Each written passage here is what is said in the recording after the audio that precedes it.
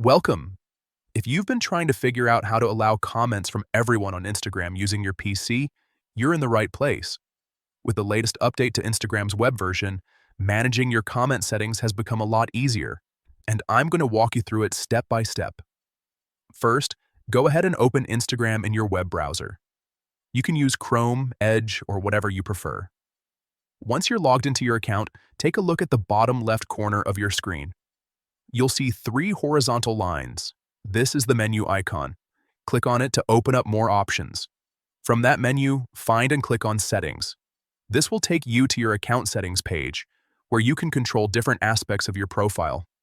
Now, inside Settings, look for the Comments section. It might be listed under privacy-related options depending on the layout, but it should be easy to spot. Once you're in the comment settings, you'll see options that control who can comment on your posts. This is where the important part happens. Look for the setting that lets you choose who is allowed to comment.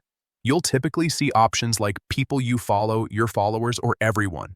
To allow comments from all users on Instagram, simply select Everyone. This means anyone on Instagram can engage with your posts by leaving a comment, even if they don't follow you.